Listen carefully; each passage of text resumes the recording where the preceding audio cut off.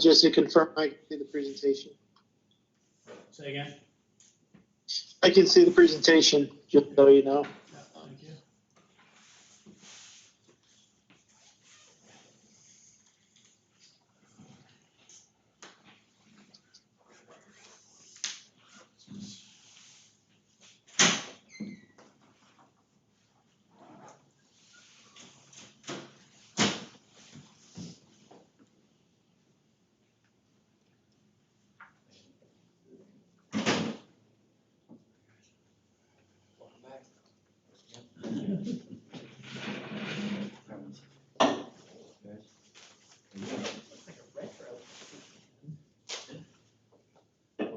Yeah, it is retro, isn't it?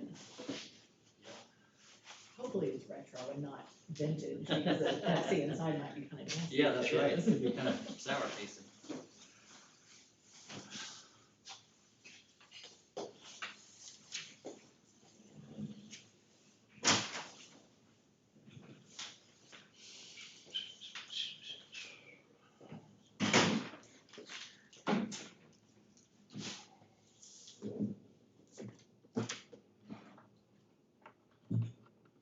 Okie dokes.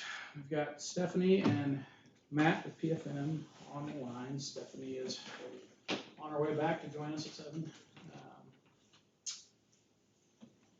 We're going to start with kind of a rehash of what we went over at our last workshop, and then we'll kind of get down to some more discussion and detail there of what the plan is going forward, what the board would like to do in terms of projects, and then we'll obviously talk about the potential for public hearings over the next month leading up to the February election, what we want those presentations to look like, when we want them to occur, and what other opportunities there may be out there to have conversations with the community. Obviously, we should have a pretty good list of where to talk and who to talk to, since we just went through this last year with the sales tax ballot measure, so, or I guess this spring. So with that, Kyle's the mastermind behind the presentation, so I'll turn it over to him, and I'll just drive the slides to start with.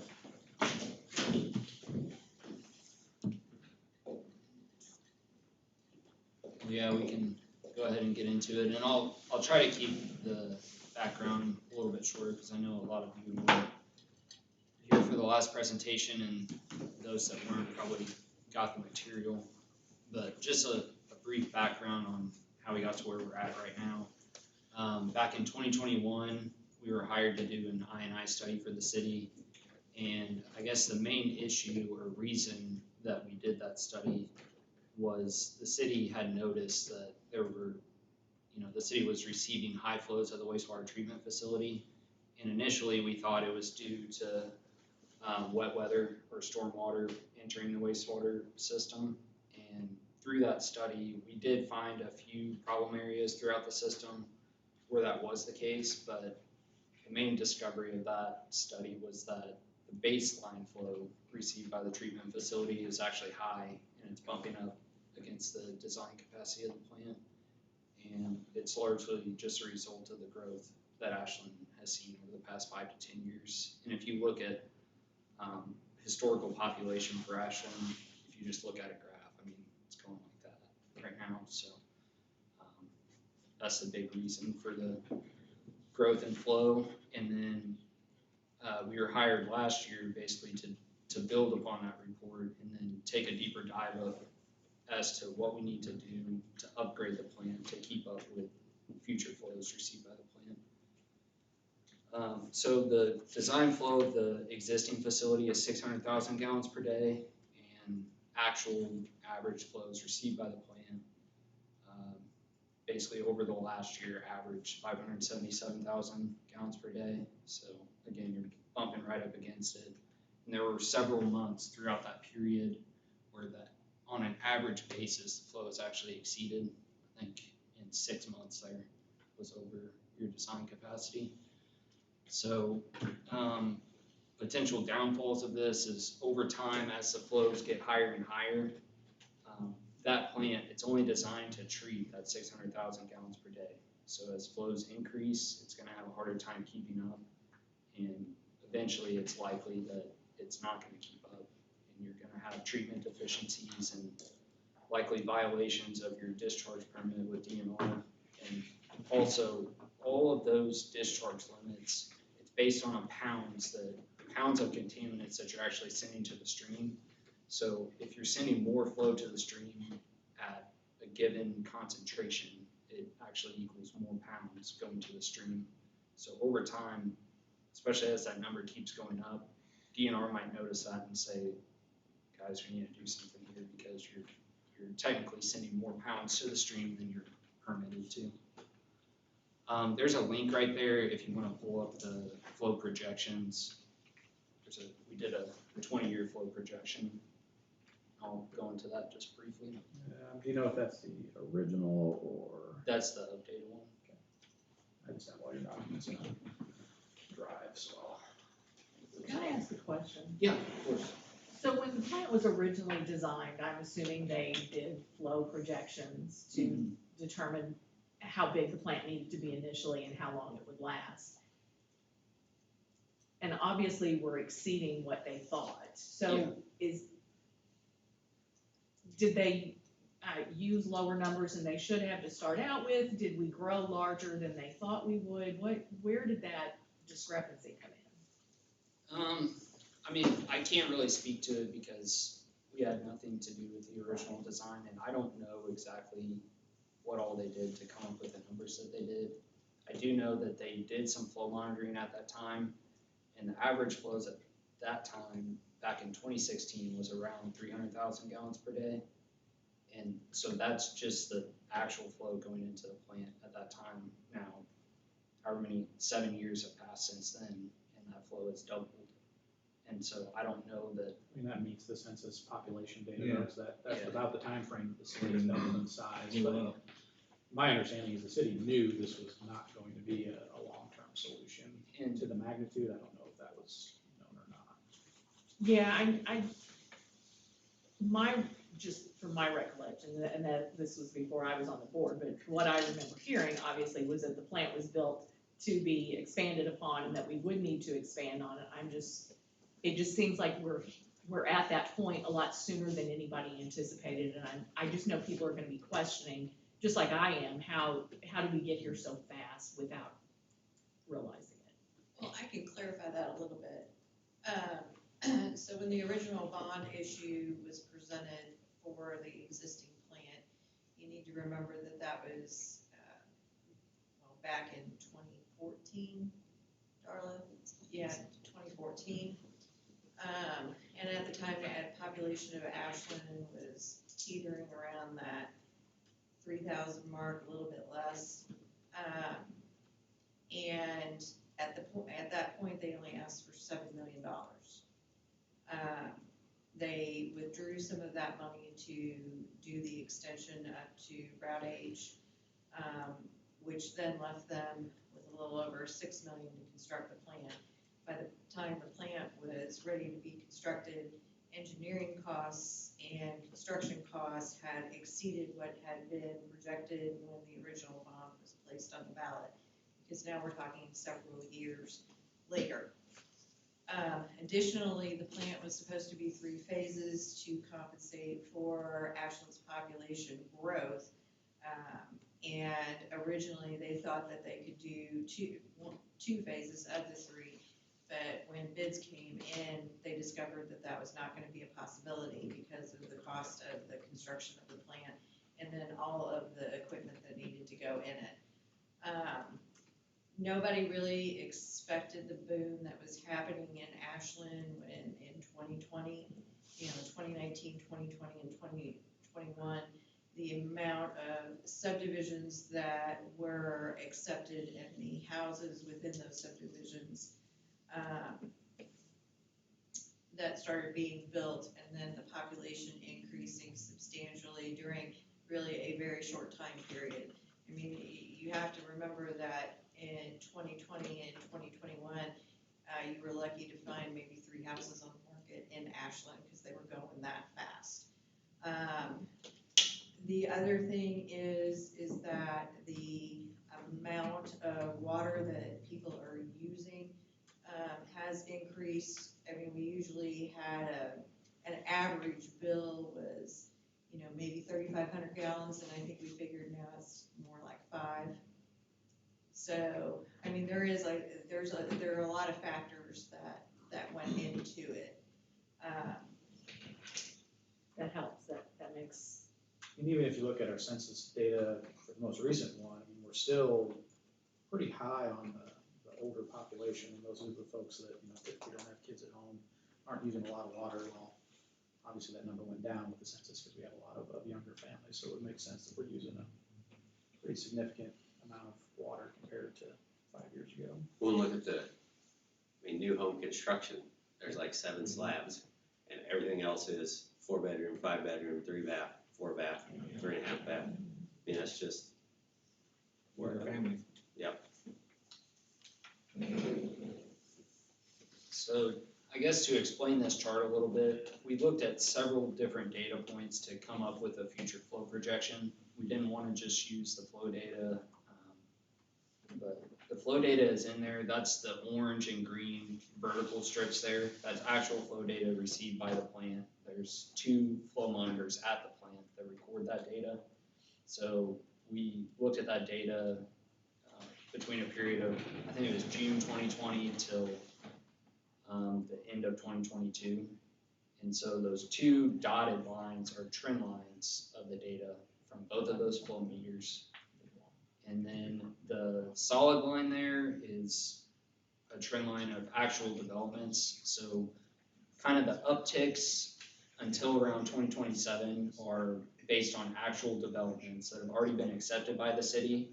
And we actually came out and counted homes that were being built based on the approval date of those development applications. We were able to project, how quickly those subdivisions are building out, and then basically assign an end date for whenever we thought they would be fully built out. So we use that data to help project based on actual known developments. And then beyond 2027, what we did is we looked at the previous development trend, how much flow was being added per year based on those developments, and then projected that out. And there are also a few additional upticks out beyond 2027, and those are reflective of future developments, but they're not extremely substantial. So, any questions on that? So with this addition, it'll take us to the 2037? Mm-hmm. And the reason that we settled on that number, typically we would like to see a project like this last about 20 years for the length of a debt service, but the reason why we landed on that number is because upon talking with the treatment equipment representatives, you've got to have a certain amount of water and nutrients going to those pieces of equipment for the treatment to occur, because it's all biology and microbacteria that work to consume all the contaminants, and if you don't have enough nutrients to feed them, it won't work correctly. So we didn't want to go too big. And the other thing with that is, okay, all these projections are based on Ashland's highest period of growth probably ever. And so in my mind, it's like, we're already recommending more than doubling the capacity of the plant. So what if these trends slow down over the next 5 to 10 years? We don't want to oversize it either, because then you're investing capital that you may not necessarily need if those trends slow down. So that final design capacity we landed on there, we feel like it's a good number, all things considered, and hopefully it lasts beyond that 2037. But just in terms of treatment, that's where it needs to sit at based on the current flows. Any questions on that? Do you have an approximate population projection for that 2037 mark? I do. I think it was part of my previous presentation.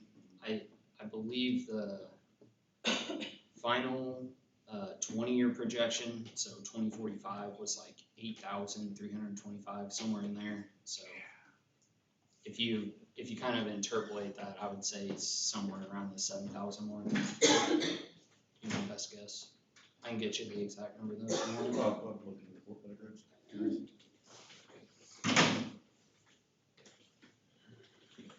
your best guess is 7,000, As of 2037, yeah. or is it somewhere between 7 and 8.3? Again, I can get you all the exact number. I have a full projection based on populations. We also coordinated with Mid-Missouri Regional Planning Commission because they do these projections every so many years, and we have upper and lower estimates from them as well that I can get you. Another point to take from that is that that's for the population side, and they have some calculations figured into this, but if we were to say have a hotel that would come to town, or in light industrial that uses a significant amount of water, then that's certainly gonna throw a spike in there and accelerate that timeline. Or a big box retailer.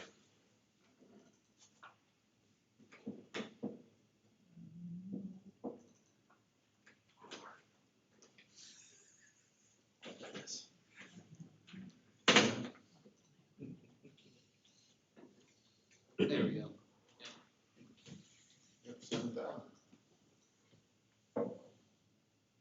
So that 7,000 is Mid-Missouri Regional Planning Commission's lower estimate as of 2045. So if we just look at that graph right there, I would look at that middle line and then trace it over to the y-axis. It's like, it's pretty close to 7,000. Just right.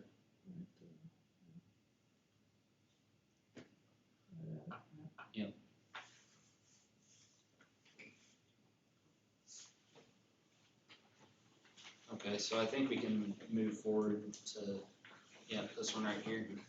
So based on that expansion, there's several components of the plant that need to be upgraded. The biggest component is your main treatment system, Aeromod. That's the existing equipment that you will have, so we would build upon that.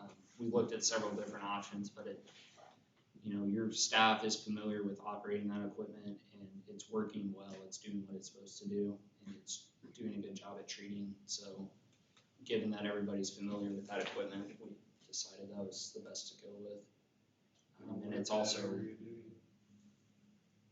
Say that again? You don't live in that area, do you? No. So a few other things that we looked at that would need to be upgraded to account for this future flow was UV disinfection, post-aeration, headworks expansion, and then controls and garage building expansion. With all this additional equipment, especially on the Aeromod side, there's a significant amount of new controls that'll need to be housed, and then also some minor improvements to the equalization basin. So total costs are listed there.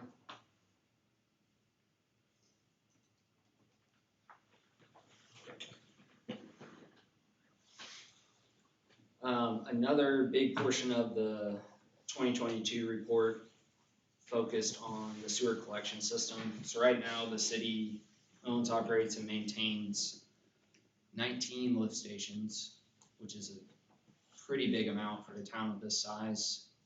And a lot of the older stations in town are kind of a daisy chain configuration. So as newer subdivisions have been built on the outskirts of town, they pump into these older lift stations, and those stations were not sized to account for those new flows that are getting to them. So I listed out a few examples here. Caspian lift station built in 2002, discharges into the Park lift station built in 1986. Same thing with Justin and Celinda. And then the new Southwind lift station discharges into Peterson. And so all those older lift stations, they weren't designed for that flow. So the wells that actually receive the flow are too small, and what the city has done to basically keep up with those flows is install larger pumps, but given the wells are so small, they basically have to run nonstop, especially when it rains. I know the Park and Celinda lift stations, they have overflow basins, and James, you probably know better, but I would assume almost any time it rains, flow gets into those overflow basins, and then it runs nonstop until that flow comes down. It does. The Celinda lift station keeps up a little bit better. Park lift station is our problem. I mean, when we get heavy spring rains, I I've seen it come exceptionally close to overtopping that, overflow basin. And frankly, it's led to a few, SSO, sanitary sewer over, in Seasons Ridge subdivision, because one of the low points is a manhole, and it will, backflow up out of that manhole into a resident's yard. And I personally inspected the park lift station, and whenever I was there, this was just on a normal summer day. Those pumps were kicking on and off pretty much every like 2 to 5 minutes, which is pretty crazy. And that's a lot of wear and tear on your pumps, because every time they start and stop, it adds wear to them. So the more you can minimize that, the longer your pumps are gonna last. And then we also looked at I&I in that previous report. Those recommendations were carried over to this report. There are some older areas of town that consist of clay pipe and brick manholes, and there are things that we can do, rehabilitation projects. You wouldn't necessarily have to dig them up, but we can do cured in place pipe, basically a slip liner through those old pipes to seal up all the cracks, and then same thing with the old manholes. If there's leakage through that old brick, there's different types of sealing systems that we can spray in there to seal up all the cracks, and it's a lot more cost effective than complete replacement on both sides there.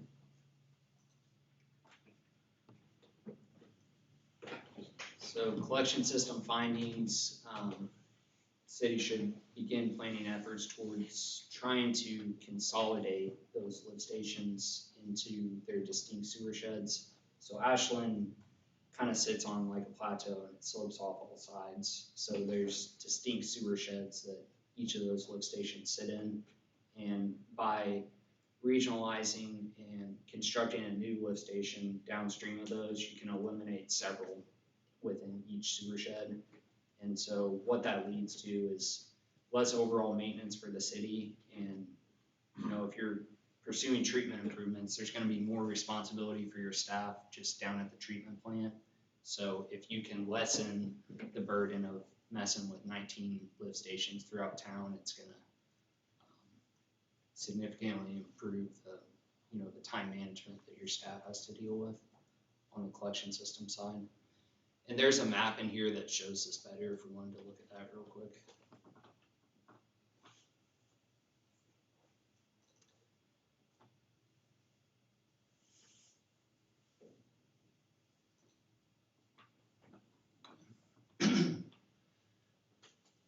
So that kind of cyan color shows the distinct sewer sheds, and we conceptually size the lift stations and then the interceptor sewers that actually carry flow to those areas.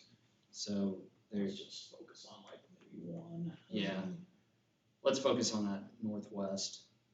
Since that's the problem child. So you can see in this sewer shed, that sewer shed would serve Justin, Caspian, and Park. So if you construct a lift station downstream of there, not only do you eliminate those 3 lift stations, but you also open up a pretty significant development area.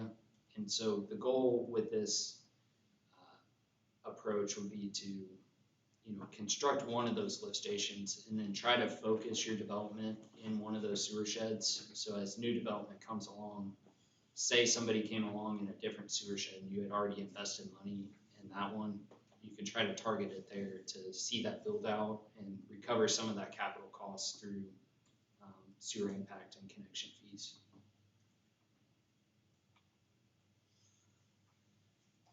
Any questions on that, or can I expand more?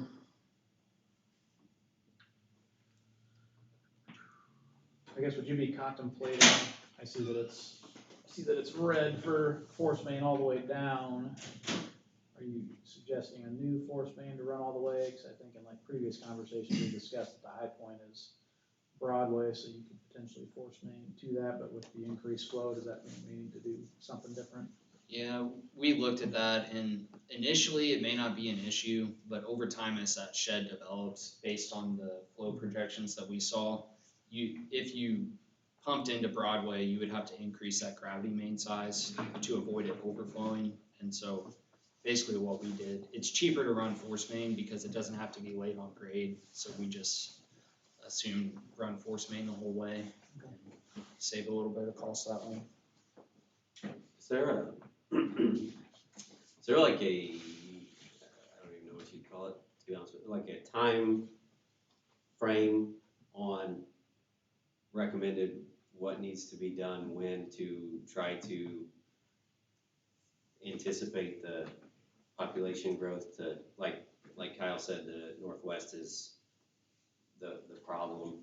I mean, I'm assuming that might be like first on the list, but like, obviously, if we just, if they said, hey, let's just start doing this project on this map today, it's gonna take, what, like 7 years to get everything done? I mean, by the time you lay all, I mean, probably not.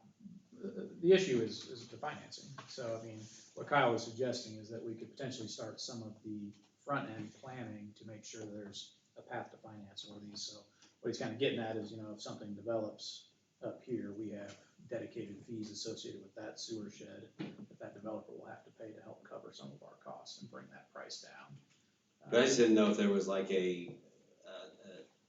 because obviously it's a lot that needs to be done in a relatively short time, right? You don't get 20 years out of the upgraded sewer plant until it's actually finished, kind of a thing. So like, if there's is there a critical time frame, I guess you could say, for when things need to be done to not get so far behind?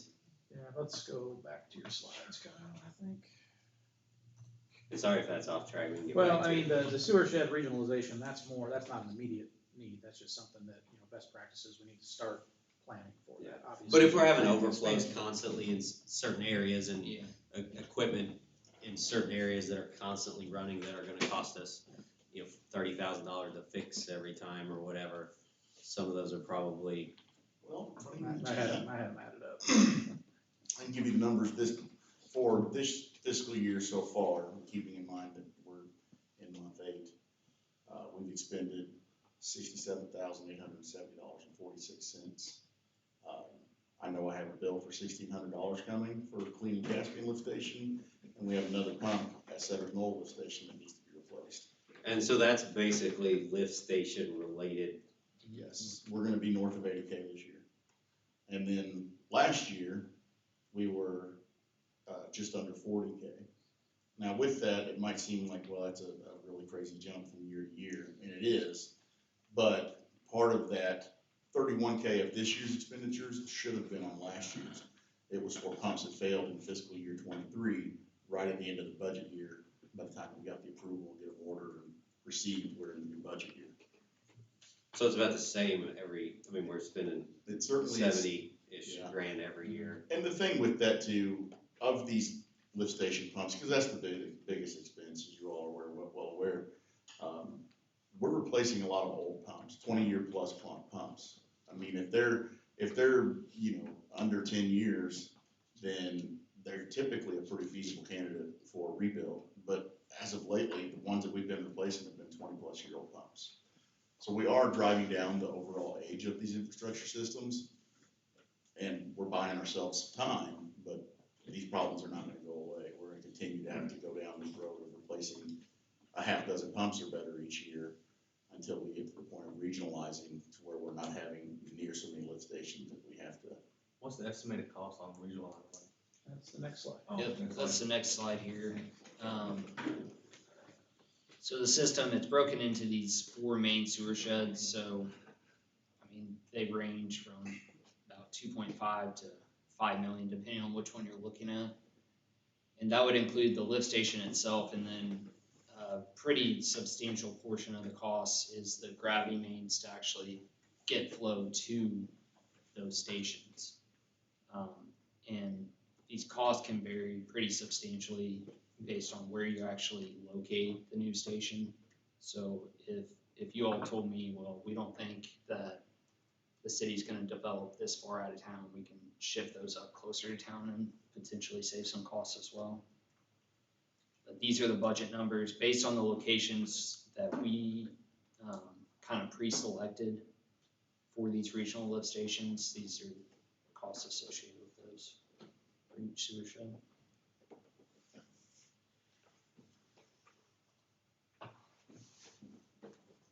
So here's the capital cost summary of everything. So we've got the treatment improvements, the long-term collection system improvements, that would be your regionalization. And again, those regionalization projects, the goal with those, they're all long-term projects, but the sooner the better, obviously, to reduce some of the maintenance concerns. But overall, the goal with those, like I said, would be to build one of them, do capital recovery that could help pay for the next one, and then you wouldn't necessarily have to fully bond for the next project that was built. And then last item there is I&I improvements from the I&I study. And those are just miscellaneous rehab projects throughout town. So total current capital cost estimate for everything is about 34 million. And then we also ran some inflated costs. So say you push this 5 or 10 years, there's costs for those as well. So 40 million and about 48 million at 3.5% inflation. Is that including estimated engineering costs? Yep, that's all in. Yeah, because just like the last time, farther out we get from the budget numbers, the higher the costs are gonna likely be beyond that. And then Kyle, do you wanna Yeah, run through these? I had Kyle throw this slide in there since prior to our last couple of meetings. This was the number one question that you all were reaching out to me with, that you were getting from constituents. So I know we discussed it at our last workshop as to why February and not April in terms of bond election. And this really comes down to just timing of the SRF loan window. So I mean, that application is due March 1st. We do have to have a debt instrument in place. So that would be the voter approval that we are seeking. To go after these projects, that has to be in place so that we can deliver that as part of the application to be placed on a fundable project list. So that can certainly be pushed back, but as we've just discussed for the last 32 minutes, we're kind of up against the capacity of the plant. So the longer we wait, the more realistic it is that we are potentially going to have to stop issuing building permits for a period of time until we start making some headway on the plant. That's really the simple summary for why February and not April. Obviously, if it fails in April, we'll be back to the drawing board potentially and trying to figure out, or if it fails in February, we'll be back to the drawing board trying to figure out next steps there. But if our goal is to try and get these projects done in any capacity for the cheapest cost to the city and the customer, then SRF financing is really the only way that we can do that.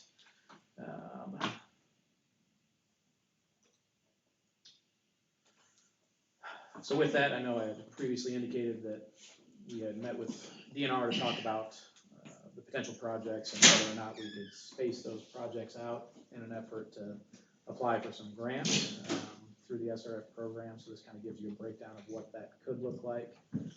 This is what the phasing of the projects could look like and what potential grants could be captured in addition to the SRF secured financing. So could be some cost savings there to the tune of $3 million.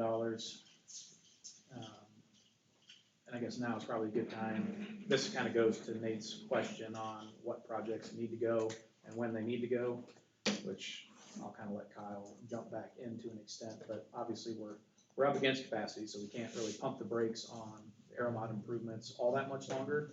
We do have the UV and post aeration improvements. Yeah, I can expand on this a little bit more. So the phase one, that's the bulk of your necessary treatment improvements to really expand the capacity of the plant.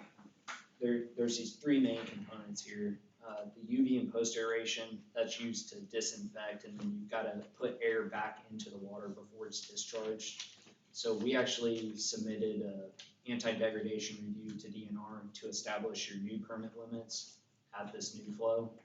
And they actually bumped up your dissolved oxygen limit to the stream, so that post aeration would be necessary pretty quickly after and as your flows increase.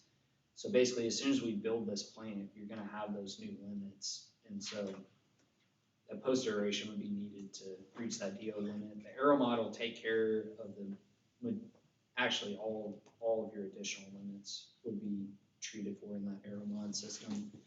And then the headworks expansion is something that we could potentially delay for a few years because the current system, it's capable of pushing up to 1.8 million gallons a day there's two different pumps there that pump water.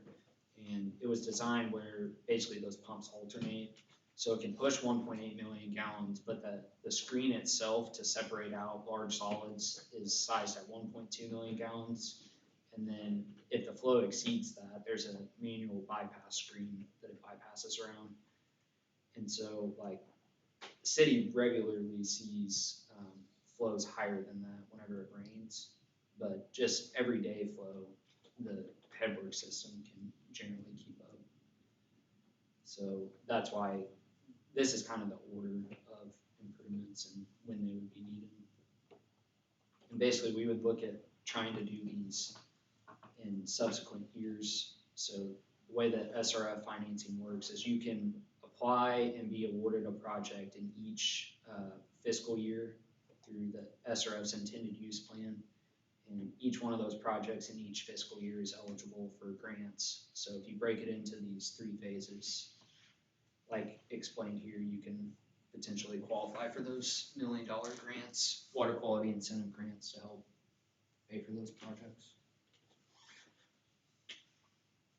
Any questions on that slide? You had a question.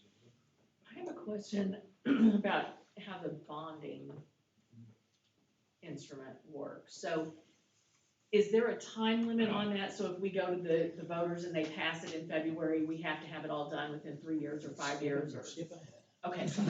All right, as long as it's on there, I'm good. It is. So now we'll start talking about, emphasizing the importance of SRF a little bit here. So this kind of gives you the down and dirty of what that does from an interest rate perspective. Obviously, we've got some real estate minded folks in the room, so they know what interest rates have been at in recent months. Obviously, they're coming down a little bit, might continue to come down, but the reality is SRF is still going to beat it and always beat it. You're looking at a 2% combined interest rate on a 20-year loan. We do have the option to extend that loan, but we'll have to do some analysis there to see if that additional interest cost outweighs the benefit of extending that loan. Here's what it looks like. For every $1 million financed through SRF, you would save approximately $400,000 in interest savings. And I'll send these slides out so that you have them and can go through them in more detail. So why 40 mil? To Melissa's question, revenue bonds do not expire. I think that's what we are dealing with right now is that historically the city has only asked for the explicit or in some instances not enough from the voters to actually fund a project. And I think as we kind of discussed at the last workshop, we don't want to just do the Band-Aid. We would like to actually have some sort of long-term capital improvement project plan in place for wastewater. Obviously, we have identified projects that total at a minimum 40 million, depending on when they fall on an actual fiscal calendar. So why not try and ask for that maximum amount? It doesn't expire. It is a combined wastewater and water bond. So in the event that we need to quickly pivot and look at water, we will have some flexibility to do that. We'll have more than enough coverage to cover the initial projects that need to occur to allow Ashland to continue to function.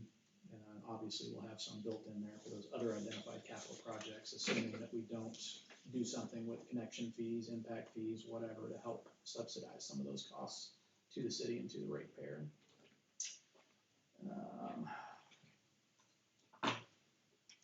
This gives a breakdown, some private financing compared to SRF on a cost per customer basis between a 20-year and a 30-year note. Obviously, as the city grows, we'll be able to make some adjustments there potentially and lower that rate over time, but this just kind of gives you the look at the assumption right now of 21 customer accounts. This doesn't look at differentiating between commercial and residential. I know we've briefly talked about potentially doing something there, but this just, right now, based on current 2,100 customer accounts, everybody paying the same thing, this is what it would look like.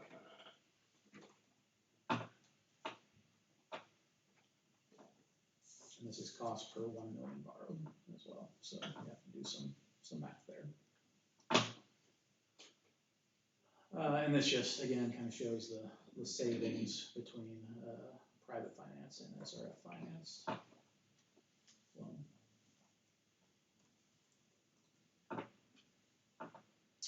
rate comparisons, so we haven't really got into this a whole lot, but we do have the Missouri Public Utility Alliance rate survey from 22.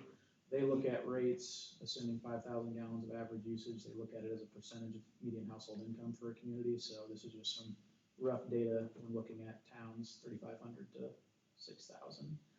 So percentage of the bill is 1.2% of median household income on average. Comparatively, we are currently at 0.83% of median household income. So that's with the $54 average bill on sewer. And that's what it would look like at the various increases from 1% to 2% per month. Any questions on that? Has this been raised, any? Has ours been raised?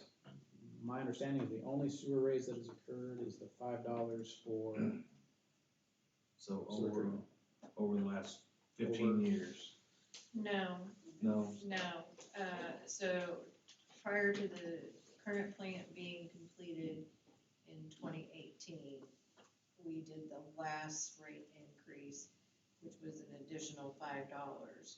And just so there's not any confusion, the recommendation for the base rate for sewer, and then you have the base rate, and then you have the rate per 1,000 gallons.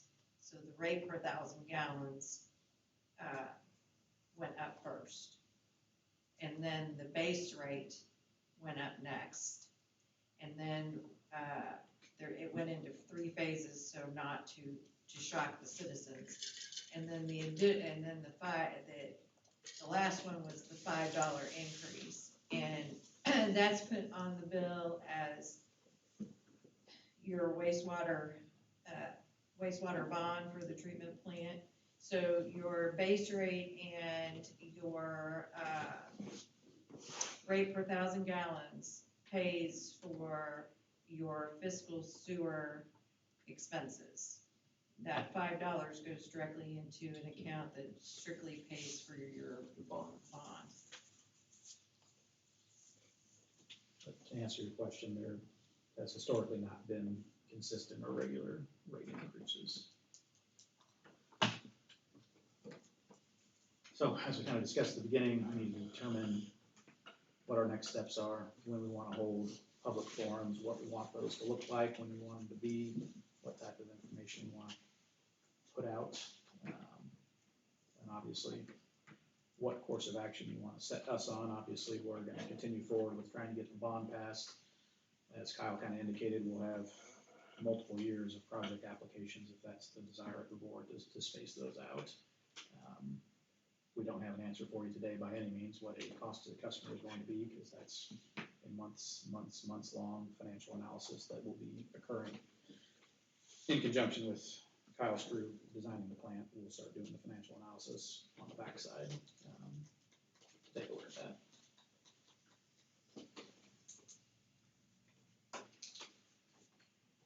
We've got about 15 minutes.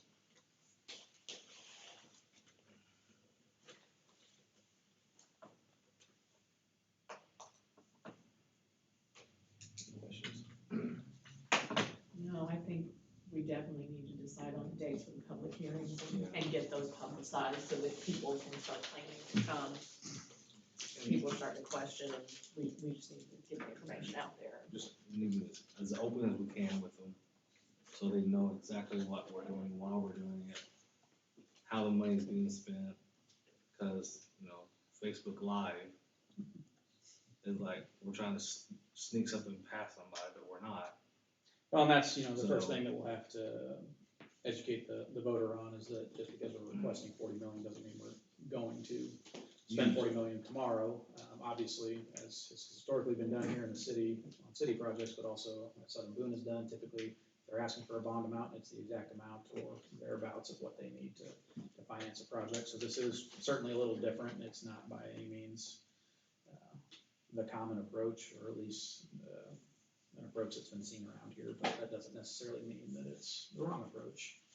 I actually think it's a good thing, because as we see the increase in cost every time we have to go back and ask for approval for something and it delays it, And then we have inflation, we have cost of construction materials, and by the time we get to the point where we can bid the project out, it comes in Well, significantly higher than what we thought, and then we're scrambling, trying to figure out Well, what to do. the reality of it with the big grants, the impactful grants that have the potential to really have a financial impact of significance on a project, you can't get anywhere with those. That's why we've failed on our grant applications, because we haven't been far enough along in the process. You know, if we have these bonds in place, that's a clear indicator that we have the funding authority to move forward with the project. It makes our projects immediately more valuable on a grant application. So I think that really puts us in a position to be met with more successful grant applications in the future. And I know I mentioned it to the Journal when they had asked, but you know, the county did indicate that there is a little bit of ARPA money left that they'll do a second round on. And one of the key things that we heard from Justin when we talked to him about our grant applications, that we just weren't quite, they deemed our project to be feasible. So you know, this helps with that, certainly. And obviously, again, if we have that instrument in place, if we actually have engineered plans in place where we're, you know, we need this grant to get across the finish line, that really changes the application quite a bit. So. I got a question, just to, I don't wanna oversimplify it or whatever, but since I haven't been involved in sewer treatment plant projects, I guess my question is the difference between the bond and the private finance, which I understand what that means, but I guess what I don't understand is that the voters will have an opportunity to approve a bond. However, if the bond fails and the day after the vote, we have to fix the Aeromod system, do we have to get approval? No. So we're just gonna take out a loan for more than we would have had to had the bond passed. But then the bill still gets passed on to the customer, correct? Correct, and it's higher at that point. So, Yeah, I mean, so that's do I you think know how that's, long It's a requires win-win. every I mean, day? well, yeah, I mean, It's been around for like 70 years that you have to run everything for voter approval. You have to at least ask for permission first. from the yeah, voters. but so that's what, I mean, I think that is the most important advertisement or information that needs to be out there, because I know that I don't like to spend more money or get more money on my bill or whatever, but the fact of the matter is, there's going to be more money on your bill. I mean, at some point, sewer improvements have to be made because the population's increasing significantly. And that's where we'll be leaning on, you know, primarily these two slides that kind of talk about those specific cost savings associated with that. Obviously, it was a bit more bleak in October when we talked about this, and rates were in the 6s to 7s, but now they're not, so it's not quite as bleak, but it is still a substantial cost difference between SRF-backed financing. But I think that's the most important thing, is that you're not voting for this project. Yeah, I mean, The projects have to get done. You're voting for whether the city has an opportunity to save money on your monthly bill, or has to seek private financing every time a job comes up and it's going to cost more money. And I mentioned this before, and Kyle may have already said it, but it bears repeating. It's a peculiarity of Missouri law.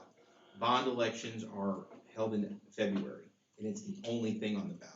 Nothing else. You can't vote for rep, alderman, nothing. And so voter turnout is extremely low. Nobody even knows it's even on the ballot.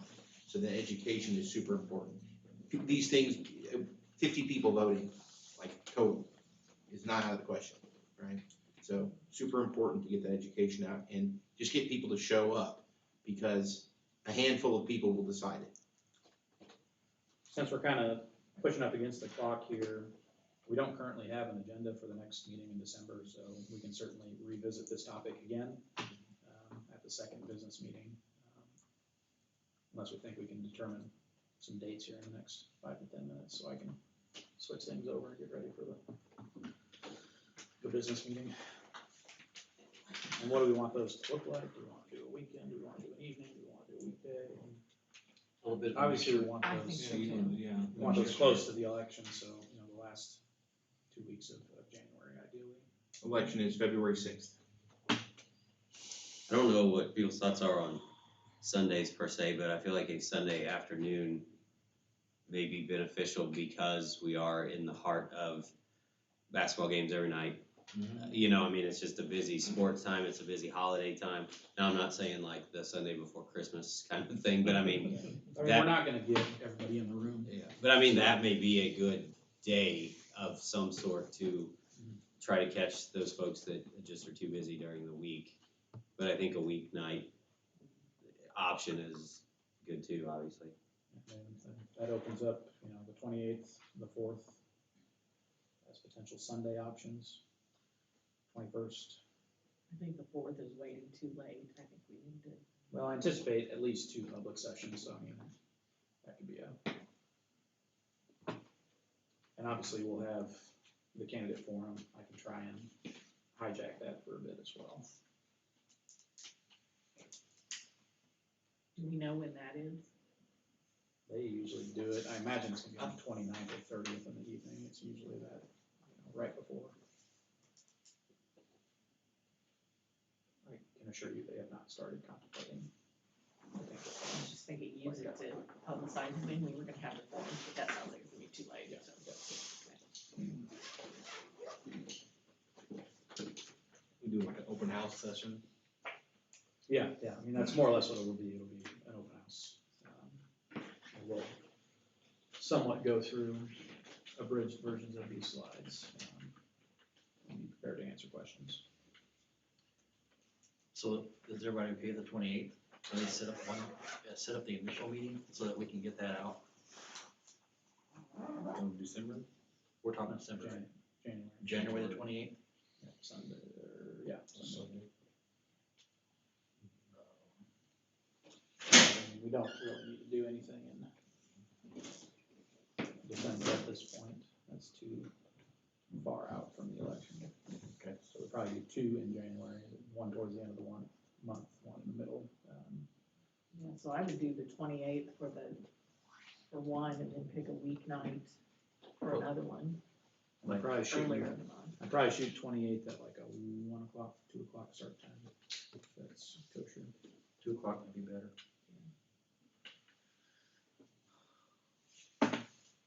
And then a weeknight in the middle of the month? 17th, it looks like. Wednesday.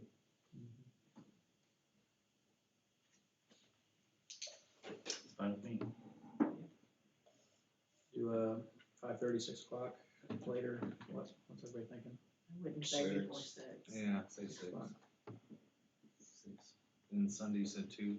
Yeah, that's. And so are these where we're gonna give a presentation and give people a chance to talk? Is this just where people come in and mingle and look at information and talk to us individually? How are these usually structured? I'll let Kyle speak to it. I've only been through this once, and it was in the first year and a half of working in this profession, and it was, give a quick presentation and then get beat up for 2 hours. And that's usually how I've seen it go as well. Like, we'll present on it and give people a chance to speak up and ask questions and try to do the best we can to field the questions. I think it would certainly be beneficial to have some of these charts on. We've got plenty of easels that we can put up in here to have some of this information available to look at in more detail. And again, like Nathan said, the big focus of this is just explaining that these projects have to be done one way or another. And you can either pass the bond and the impact to the customer is lessened, or bond fails and then you still have to do the projects and then everybody's paying more. And that's the argument on almost every one of these types of bond elections. And usually if you can get that point across, you don't run into too many issues with people. What was the week date? 17. I'm just looking at the school district's calendar. For high school athletics, there's a varsity boys wrestling tournament. We're not, they got 2 options. We're not gonna get everybody in the room. Obviously, we'll have a similar type of flyers and media that we had for the sales tax. What about during halftime at one of the basketball games? Sure. We'll let you go out there so you can throw stuff at you. Everyone will be there. Please don't throw anything to the left. We look at the options too. Yeah. We'll go play on Yeah, you will go Saturday. do that breakfast at some point, probably in January. But you'll have your coffee at McDonald's as well.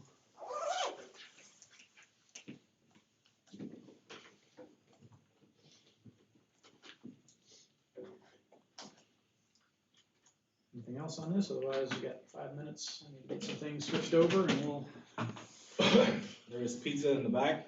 I brought dinner, if anybody wants it. Thank you very much. You were getting key lime pies or?